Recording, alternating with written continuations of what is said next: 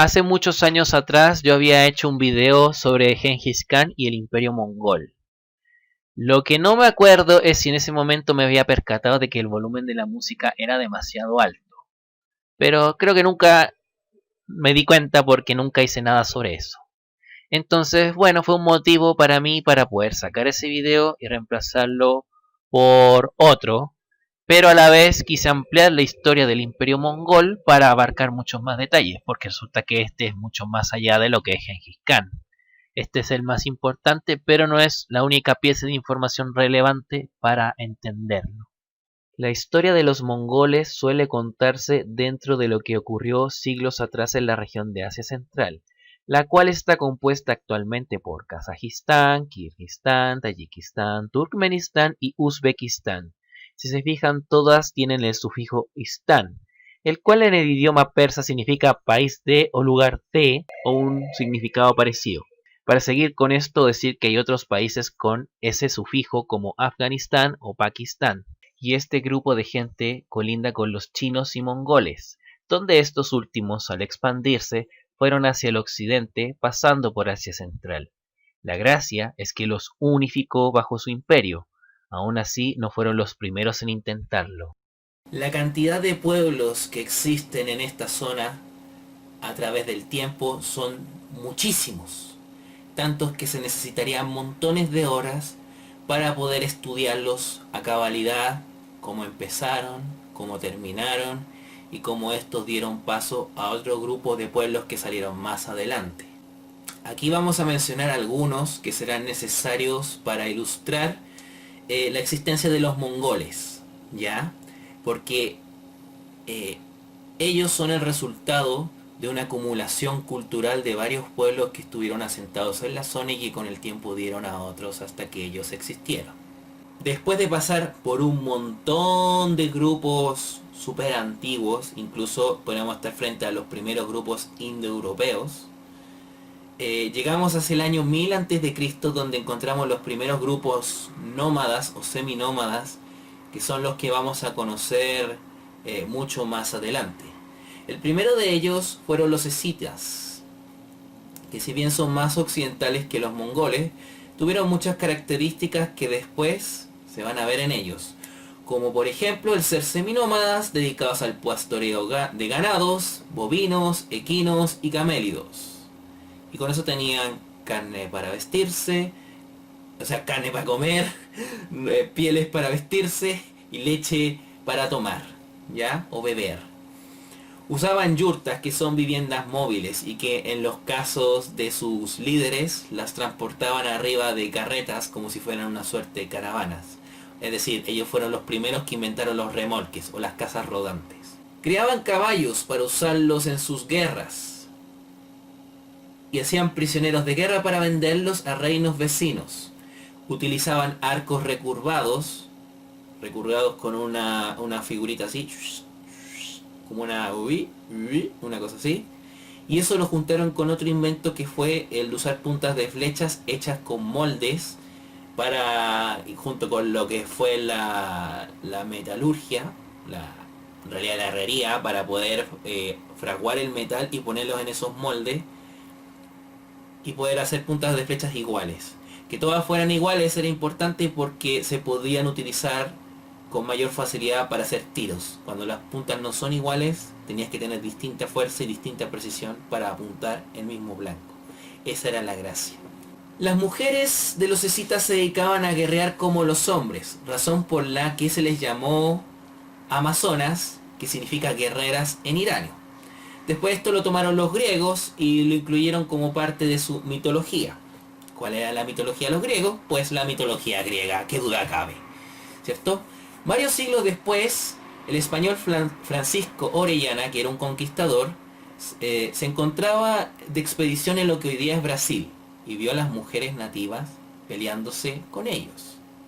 Entonces eso le hizo acordarse de este mito de los griegos y en el lugar donde estaba, dijo, el río donde estaba, le puso el Amazonas. Y por eso el Amazonas, río Amazonas, se llama así, ¿vale? Bien. Les gustaban las riquezas, las figuras de oro, ir decorados con ellas, porque les gustaba ser elegantes, no eran unos simples tipos que se vestían con harapos o todos sucios, mugrientos, no, ellos tenían estilo, tenían clase, eran topísimos, ¿cachai? Bueno, eso se ve en los sepulcros donde a los reyes lo enterraban con sus pertenencias, sus caballos y con las concubinas que tenían. Lo enterraban con todo, por lo que estoy viendo. Y representaban diversas fuerzas de la naturaleza. Sus deidades eran politeístas, es decir, creían en varios dioses a la vez. Algo que veremos en muchas culturas. Después de estos escitas, que si bien su hegemonía duró hasta alrededor del año 300 a.C. y después perduraron unos tiempitos más, apareció otro grupo en el norte de China hacia el año 200 a.C. que se llamó el de los Xiongnu, ¿ya? Y lo destacamos por ser posiblemente la primera confederación de tribus de tipo mongol, por decirlo así, con un líder a la cabeza. Bueno, todavía no podemos hablar ni siquiera de mongol en esta época, pero para que se entienda, porque estos son los antepasados de los que vinieron después, ¿ya? Bueno, ellos le dieron mucho problema a los chinos de la dinastía Qin, que en realidad la dinastía Qin es nada más ni nada menos que la del primer emperador chino, de Qin Shi Huangdi, creo que se llama, si mal no lo recuerdo, y posteriormente la dinastía Han. Y duraron 400 años estos Xiongnu alrededor. Un momento que se fueron desfragmentando, o sea, no fue como que el año 400 años después ya, nos desarmamos, no. Fue un proceso que se fue dando, entiéndanlo así, por favor. Ah, y otra cosa, en este periodo todas las fechas que voy a dar son aproximadas, no son exactas, porque en esta época todo se ha descubierto prácticamente por la arqueología, entonces es muy difícil saber la precisión de todo. Todo esto son ciertos estimados, ciertos supuestos. ¿Ya? Destacado con otras fuentes que deben haber. Todo esto es comparado. Bueno, estos tenían un corredor por donde iba lo que después se conoció como la ruta de seda. Los chinos de la dinastía Han se lo quitaron para poder comerciar tranquilamente por ella, ¿cierto? Y a los Xiongnu le empezaron a pagar con mercaderías, vehículo, les pagaron con mercaderías traídas por dicha ruta. Entonces esta es la primera vez que nosotros podemos hablar de estos grupos seminómadas que se enriquecieron con la ruta de seda, que mucho más adelante en algunas partes eso tendrá un desarrollo importante para ello. A raíz de los Xiongnu se construyó la Gran Muralla China, que primero fue más pequeña y varios siglos después iba a ser más grande y más ampliada hasta la que conocemos actualmente. Vale decir, la que existe hoy no es la que se construyó originalmente. También fueron los primeros que creían en un dios todopoderoso llamado Tengri, que estuvo en los Xiongnu, estuvo en los hunos y estuvo en los mongoles, es decir, estuvo por varios siglos en todas estas zonas. Se dice que cuando se disgrega por disputas internas, un grupo de ellos es el que migra hacia Europa, los más occidentales de ellos. Y en el camino se fueron convirtiendo en lo que después conoceríamos como los hunos. Ya saben, los muchachos de Atila. Cuando hablé sobre el Imperio Romano, voy a dejar por ahí la cosita, la tarjetita, me referí un poco más sobre ellos. No hay tanto que decir sobre ellos. Esto lo mencioné antes y lo vuelvo a decir. La historia de Asia Central es una seguidilla de pueblos que se formaron, que se desarmaron, que se formaron, que se desarmaron, que dieron paso a otros, que se fueron emigrando cada vez a lugares más occidentales y europeos, que es bien complicada de seguir, pero lo importante es la trascendencia histórica que tuvieron, porque al ir emigrando hacia Occidente, en dos tandas a veces se suele decir, la primera derrocó al Imperio Romano de Occidente y la segunda derrocó al Imperio Romano de Oriente. Para que vean, es un efecto dominó que se va dando con distintos pueblos a lo largo de siglos. Los Xiongnu iban a dar paso a una confederación de tribus más pequeñitas, si se quiere, que ellos, que iba a ser la de los Xianbei, que se instalan también en el norte de China, E incluso con ellos empieza algo que también vamos a ver más adelante, que con los chinos colaboran, primero para que otros grupos nómadas no lo ataquen, y también con ellos crean rutas comerciales de intercambios de mercadería y de mediación. ¿Entienden? Entonces, si bien después vamos a saber que en estas estepas mongolas existen tribus que pueden ser violentas que con sus enemigos y pueden ser guerreros, también tenían este lado donde entendían que tenía que existir cierta diplomacia para ciertas cosas, o cuando hubiera algún interés que se pudiera sacar de ello. Más adelante, cuando ya se disolvieron los Xiongnu y también los Xianbei, o Xianbei, iban a dar paso a otra confederación tribal, la de los Rouran. ¿Y por qué es importante esta? Bueno, ellos se pueden considerar, no me gusta usar esta palabra, prototurca o protomongola. Prototurco o protomongola quiere decir como los primeros turcos o los primeros mongoles que existieron, pero no se tiene una certeza hasta qué punto eran turcos o mongoles propiamente tal. Yo creo que la palabra presta confusiones, pero son de esos términos que de repente les gusta usar para dar una categoría, una clasificación a las cosas. Yo prefiero decir ya son los primeros que pueden haber tenido esas características turco-mongolas. Dejémoslo ahí mejor. ¿Ya?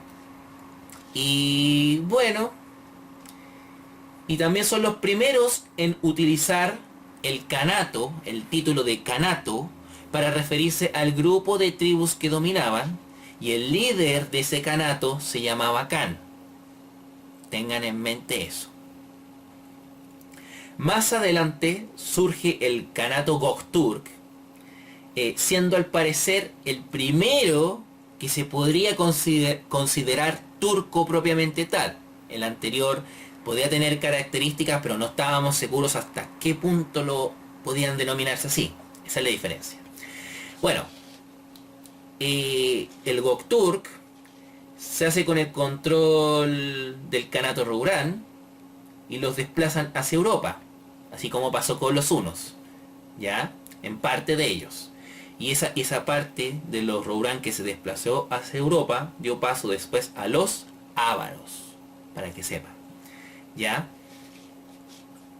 Si bien después se dividieron en dos, en una parte más occidental y en otra más oriental, ambos da lo mismo porque ambos fueron pulverizados por los chinos, manejados por la dinastía Tang en esa época, sí, la del juguito, en tiempos distintos. Se quiso levantar después un segundo Kanato Gokturk, pero duró mucho menos que el anterior y no fue relevante para nada.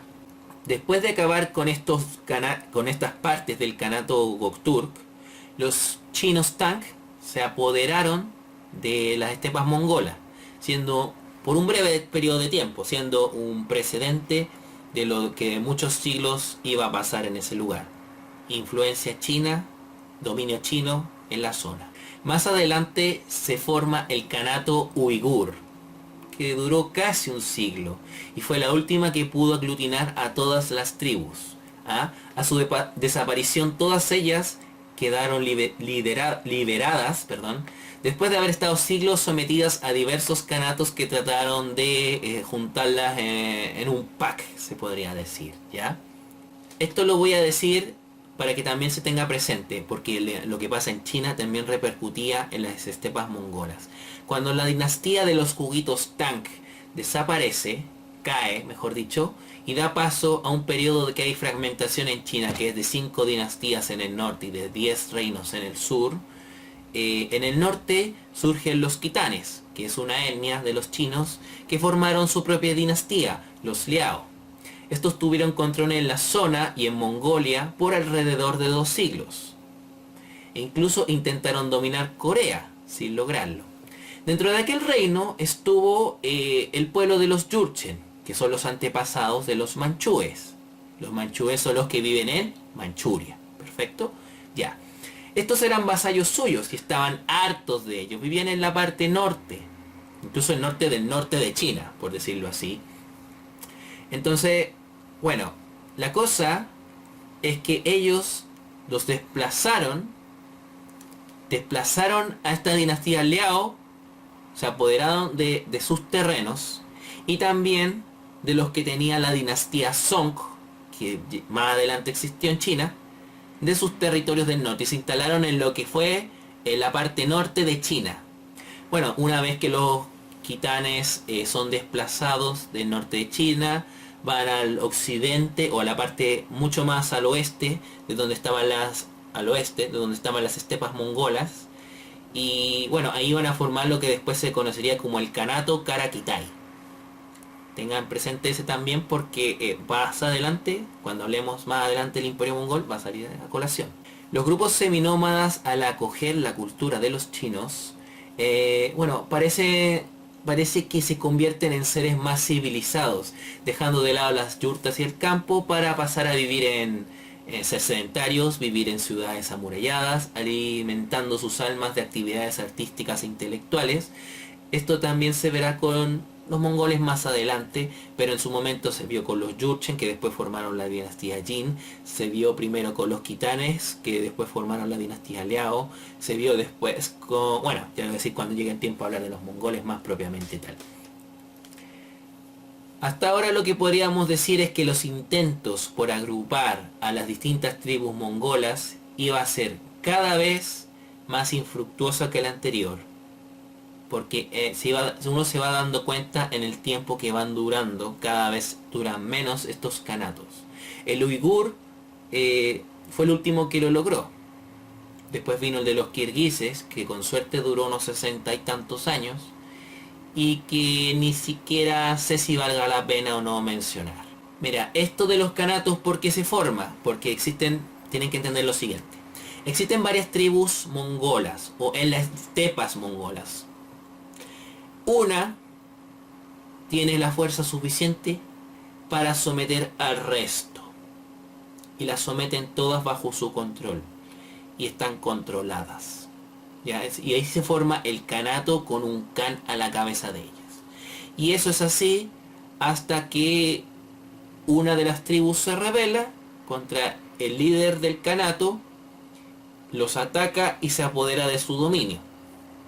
O hace que el ataque sea tan grande que toda esa unidad se desarme, hasta que se vuelva a formar otra. Algo así funciona, para que lo tengan claro. ¿Ya? Bueno, ya que tanto hablamos de tribus, es necesario explicar lo siguiente. Dentro de estas estepas mongolas lo más importante era la familia. Lo más importante, que la familia, entiéndase, era el padre, la madre, quizás los abuelos y los hijos. Era la familia inmediata, la familia más directa, ¿ya? Un grupo de familias formaban un clan que los unía, que tenían un antepasado en común. Y el grupo de clanes formaban una tribu. Y la tribu tenía un clan que era el linaje que dominaba esa tribu. De todas estas tribus turco-mongolas, una se asentó al lado del río Onon, que se pronunciaba Onongol. La derivación de ese vocablo terminó derivando en mongol. De ahí viene. Ahora debo decirles una cosa, cuando se estudia esta parte de la historia siempre se caen confusiones porque existe una tribu llamada así y a veces el tipo o el grupo de estas tribus también se llama mongoles. Entonces yo lo digo porque una cosa es hablar de la tribu propiamente tal llamada mongol y otra cosa es hablar del grupo de tribus que también le llamaban mongoles. Bueno, es que todos eran más o menos de las mismas raíces, del mismo grupo de gente.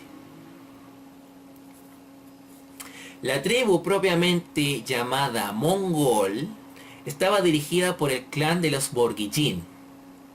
Hacia el año 1000 intentaron unificar a todas las tribus mongolas, es decir, un intento de hacer otro kanato más, pero nunca tuvieron éxito.